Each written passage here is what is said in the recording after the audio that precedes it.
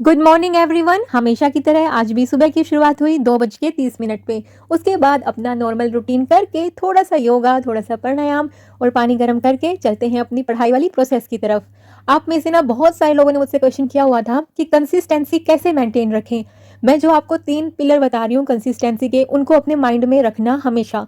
सबसे पहला है विल पावर, दूसरा है हार्ड वर्क और तीसरा है सेल्फ डिसिप्लिन। अगर आपके पास विल पावर है तो आप हार्ड वर्क कर पाओगे, और अगर आप विल पावर के साथ साथ सेल्फ डिसिप्लिन भी रखोगे, इन तीनों को मिला के आपकी कंसिस्टेंसी हमेशा बनी रहेगी। ये बहुत 3 जो है ना, ये मेन पिलर हैं in the term of maintaining consistency. और हमेशा अपने आप से क्वेरी कीजिएगा, क्या आपके पास विल पावर है, वो इच्छा है कि आप ये करना चाहते हो सही में। कहीं ऐसे ही तो नहीं, 1-2 दिन के मोटिवेशन से तो नहीं हो रहा। हमेशा आपके मन में रहता है ना कि आपको कुछ ना कुछ करना है। अगर आपके पास विल पावर है, आप हार्ड वर्क ऑटोमेटिकली करने लग जाओगे और सेल्फ डिसिप्लिन में आ जाओगे और आपकी कंसिस्टेंसी अपने आप बनी रहेगी। कंसिस्टेंसी के लिए कोई दवाई बाहर से या कुछ पिल्स नहीं आती हैं, कंसिस्टेंसी इन्हीं 3 चीज़ों से आती है। उसके बाद आप सब मेरे को पूछते हैं कि हमारा टाइम टेबल कैसा हो, या फिर आपका टाइम टेबल बताइए। वैसे मैंने अपने एक वीडियो में टाइम टेबल शेयर किया था अपना, लेकिन देखिए किसी का टाइम टेबल किसी दूसरे बंदे पे एप्लीकेबल नहीं होता, बल्कि हमारे खुद के ऊपर हमारा टाइम टेबल हमेशा के लिए एप्लीकेबल नहीं होता अगर वो रिजिड हो तो। रिजिड टाइम टेबल हमेशा हमें नहीं बना के रखना चाहिए, फ्लेक्सिबल टाइम टेबल होना चाहिए। और मैंने टाइम टेबल के बारे में तो बहुत सारी बातें करी हैं एक वीडियो में, आप वीडियो को देखिएगा, बहुत हेल्प मिलेगी आपको। हाँ, मैं ये बता सकती हूँ कि आपको शुरुआत कैसे करनी है। ठीक है, तो सबसे पहले आपको ना बस एक माइंड में ना एक, जैसे आप सुबह उठे, आपने माइंड को आपको पता रहता है कि आज मुझे कौन कौन से काम करने हैं, कहीं बाहर जाने का काम तो नहीं है। तो वो चीज़ें ना आप बस ऐसे रिकॉल करिए कि मुझे क्या क्या करना है पूरा दिन में। फिर वो 1-1 घंटे का अपना देख लीजिए कि 8 से 9 मेरा किस काम में बिजी रहेगा और इस टाइम पे कहाँ, मतलब बस आपको ये पता हो कि मेरे दिन का हर 1 घंटा जा कहाँ पे रहा है। उसके अलावा आपको किसी टाइम टेबल की जरूरत नहीं है। मुझे खान सर की एक बात बहुत अच्छी लगती है कि पढ़ाई के लिए कभी टाइम टेबल मत बनाओ, पूरा टाइम पढ़ाई को दो। जो टाइम बचता है पढ़ाई के टाइम में से टाइम निकाल निकाल के काम करो। अभी हाउसवाइफ सोचेंगी कि हमारे लिए तो टाइम ही नहीं बचता, आपके लिए तो सबसे मेन है। आपको ये सोचना है कि मुझे सुबह उठते ही, और जल्दी जितना उठेंगे उतना फायदेमंद रहेगा, कि सुबह उठते ही मुझे अपनी पढ़ाई स्टार्ट कर देनी है। उसके बाद थोड़ा बहुत टाइम मिलता है, मैं उसमें ये काम कर लूंगी, मुझे फिर से इस टाइम पे पढ़ाई शुरू कर देनी है, फिर मैं ये काम कर लूंगी। मतलब आपको अपने लिए थोड़ा थोड़ा टाइम निकालना पड़ेगा, भले ही टुकड़ों में टाइम निकालना पड़े, लेकिन आपको निकालना पड़ेगा। लेकिन अगर आप सुबह जल्दी उठने की हैबिट अपना लेंगे तो आप यकीन मानिएगा दिन के 4 घंटे तो आपको आपके सुबह ही निकल सकते हैं, अगर आप निकालना चाहें तो। 5:10 पे लिया मैंने अपना पहला ब्रेक। मुझे पता है आप सब मेरी बहुत केयर करते हैं, और आप सब में से किसी ने कमेंट किया था कि दी आप सुबह उठ के जल्दी मत नहाया कीजिए, अभी सर्दी है। लेकिन मैं क्या करूं, कभी कभी ना ऐसा लगता है ना कि हमें फ्रेश होने की जरूरत है, और फ्रेश होकर ना मेरी पढ़ाई बहुत अच्छी होती है, तो मुझसे फिर रुका नहीं जाता है। मुझे लगता है जब मैं ब्रेक ले ही रही हूँ तो क्यों ना फ्रेशन अप होकर और अच्छे से पढ़ाई की जाए।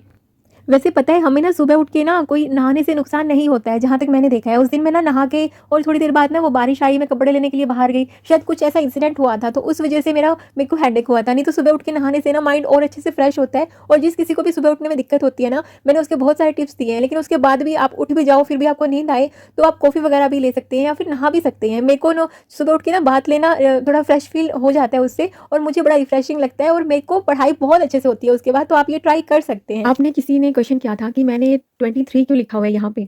आप यकीन नहीं मानेंगे, जब आप लोगों ने मुझसे क्वेश्चन किया ना तभी मैंने ध्यान दिया कि मैं ना कहीं कहीं पे 23 लिखा हुआ है। एक्चुअली ये साल स्टार्ट हुआ ना तो मैं कहीं पे 24 भी लिखती थी, बट यहाँ पे 23 क्यों लिखा है मुझे समझ में नहीं आ रहा। जैसे यहाँ पे 24 है, 24 है, और यहाँ पे भी 24 है। अब पता नहीं मैंने यहाँ पे 23 क्यों लिखा, इधर भी 23 लिखा, इन दो में या तो मैं ये लिखते हुए कहीं पे लॉस्ट थी, मुझे लग रहा है, क्योंकि ध्यान नहीं रहता है ना, तो आई थिंक, क्योंकि बाकी जगह मेरा सब जगह 24 है।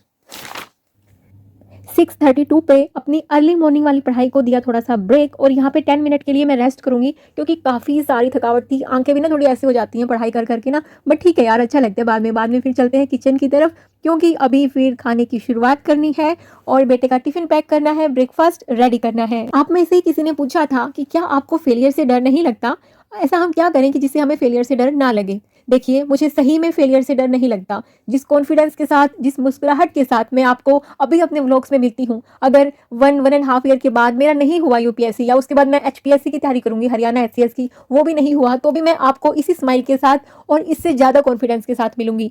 क्योंकि हमें कुछ नहीं मिला तो क्या हुआ, तजुर्बा तो मिलेगा ना। हम में से, आप में से किसी के कुछ साल निकल गए तो कोई बात नहीं, इस तजुर्बे को पाने के लिए लोग सालों निकाल देते हैं, बहुत सारी नई चीज़ें सीखने को मिलती हैं।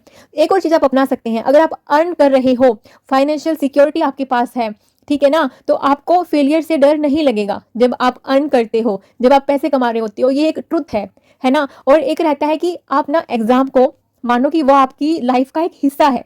कोई भी आप एग्ज़ाम दे रहे हो, किसी की तैयारी कर रहे हो, ऐसे मान के चलो कि exam is just part of your life, it's not your life, है ना? तो आप ये मान के चलोगे ना तो आपको कभी फेलियर नहीं लगेगा। ये 2-3 चीज़ें आप अपने माइंड में रखना, फिर देखना आपको ये लगेगा कि यार हम पास हों, फेल हों, क्या फ़र्क पड़ता है ना? हमें सिर्फ़ अपनी मेहनत पे विश्वास रखना है, बाकी हमें अपने ईश्वर पे छोड़ देना है। फाइनली बेटे का टिफ़िन पैक करके, उसको ब्रेकफ़ास्ट करवा के, हस्बैंड को ब्रेकफ़ास्ट करवा के और सारा अपना जो भी घर का थोड़ा छोटा-मोटा काम रहता है इधर-उधर का, वो कंप्लीट करके मुझे अभी फाइनली पढ़ाई के लिए टाइम मिल चुका है। बैक पेन ज़्यादा ना हो इसलिए मैं पिलो का सहारा बीच-बीच में ले लेती हूँ और अभी मैं करंट अफेयर अपना करूँगी। किसी ने मुझसे पूछा था ये कि आप करंट अफेयर कहाँ से करते हैं? पहले मैं न्यूज़पेपर से करती थी क्योंकि उसमें मेरा ना फिर बहुत सारा टाइम चला जाता था और कभी-कभी का न्यूज़पेपर रहता ना तो मुझे नेक्स्ट डे बहुत बुरा फ़ील होता था। इसलिए अभी ना मैं न्यूज़पेपर की एनालिसिस करती हूँ डेली ना, वो एक बार ऐसे जो फ्री टाइम में बैठ के आराम से कर लेती हूँ और मुझे ना लिखते-लिखते चीज़ें याद करना, सुनना बहुत अच्छा लगता है। जब तक मेरा पेन चलता रहता है ना मुझे बड़ा सही लगता है कि मेरी अच्छे से पढ़ाई हो रही है, तो मेरा बहुत सारा टाइम चला जाता है कि जब मैं लिखती रहती हूँ। मैं इस टाइम में नोट्स नहीं बना रही होती, बस मैं रफली ना जो सुनती हूँ या फिर जो सोचती हूँ वो लिखती रहती हूँ। और यहाँ पे मुझे फाइनली टाइम मिला था आप लोगों से थोड़ा सा इंटरेक्ट होने के लिए।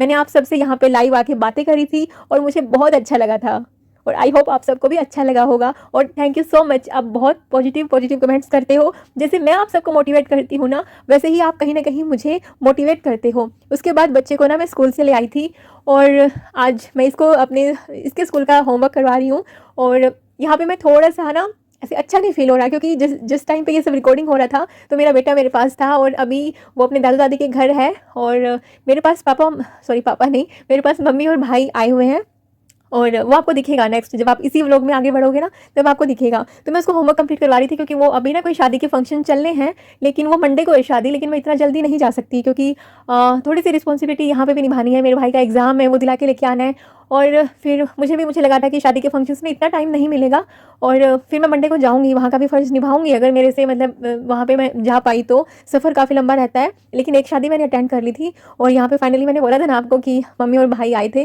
तो वो आ चुके हैं। तो एक ना स्माइल भी थी चेहरे पे और लेकिन एक उदासी भी थी कि मैं पहली बार अपने बेटे से ना 5 साल हो गया वो और मैं कभी उससे अलग नहीं रही। लेकिन थोड़ा-सा ऐसे फ़ील हुआ, लेकिन फिर मुझे लगा यार कि मैं अपनी वजह से उसको नहीं रोक सकती हूँ, है ना? मैं ऐसा सोच के कि मेरा इसके बिना मन नहीं लगेगा और मैं इसको यहीं पे रख लूँ और मैं फिर अपने सारे फ़र्ज़ भी निभा लूँ, अपनी पढ़ाई भी कर लूँ, तो मैं ऐसा नहीं कर सकती क्योंकि मेरा मन नहीं लगेगा लेकिन उसका लग रहा है तो मैं उसको जाने देती हूँ ना। एक बार तो उसको भी लगा था कि मम्मा आप नहीं चल रहे, फिर मैंने कहा कि नहीं बेटे आप जाओ, मैं बाद में देखती हूँ। तो कहीं न कहीं वो थोड़ा-सा उदास हुआ लेकिन फिर वो खुश है अभी बिल्कुल खुश है, मेरी बातें होती हैं उससे और वो 1-2 दिन में तो आ ही जाएगा। और ठीक है ना, बच्चों को भी ऐसे हैबिट होनी चाहिए। हम अपने स्वार्थ के लिए बच्चों को ऐसे चिपका के नहीं रख सकते हैं कि बिल्कुल कि नहीं बेटे हमसे दूर ही नहीं जाना, है ना? तो धीरे-धीरे हैबिट हमें कहीं न कहीं डालनी पड़ेगी। फाइनली सब चीज़ें गुजरी, पूरा दिन निकल गया और फाइनली यहाँ पे मेरे रिवीजन का टाइम ये यहाँ पे आया है। वही है बस, हर दिन ना कभी थोड़ी सी खुशी, कभी थोड़ा-सा गम, लेकिन ठीक है मम्मी के आ जाने से ना थोड़ा-सा लगा कि हाँ, घर भरा-भरा सा है फिर से, नहीं तो खाली घर में ना ऐसा लग रहा था कि यार कैसे होता है। और hats off to the Anu ma'am, हाँ, उन्होंने जितना वो अपने बेटे से दूर रही ना, मैंने उनके ज़्यादा तो वीडियो नहीं देखे हैं। किसी ने मुझे बोला था कि आप उनसे इंस्पायर हुए हो क्या? लेकिन आप यकीन मानिएगा जब उनका क्लियर हुआ था या बाद में कभी उनकी वीडियो आई होंगी तब तक तो यूपीएससी मेरे दूर-दूर तक मन में नहीं था। मैं तो अपना छोटी-सी वर्क फ्रॉम होम और अपना ये जो लेक्चरर की मैं तैयारी कर रही थी, मेरे को बड़ा ही चाव था कि, लेकिन वो कोर्ट में चली गई वो भर्ती। चलो कोई बात नहीं, मैं ना उसको नहीं बोलूँगी बार-बार, मैं मूव ऑन कर चुकी हूँ और हर किसी को मूव ऑन करते रहना चाहिए, ठीक है ना? तो फिर मैंने कभी सोचा नहीं था इस पेपर के बारे में, लेकिन ठीक है चीज़ें जब हुई और मैंने ये सोचा, लेकिन फिर अभी हम धीरे-धीरे स्ट्रैटेजी जब अपनाने के लिए देखते हैं ना वीडियो, तो मैंने देखा है कि वो अपने बेटे से दूर रही थी, तो बहुत मुश्किल है यार। फाइनली अभी 10 बज के 11 मिनट पे मैं जा रही हूँ सोने के लिए। Good night.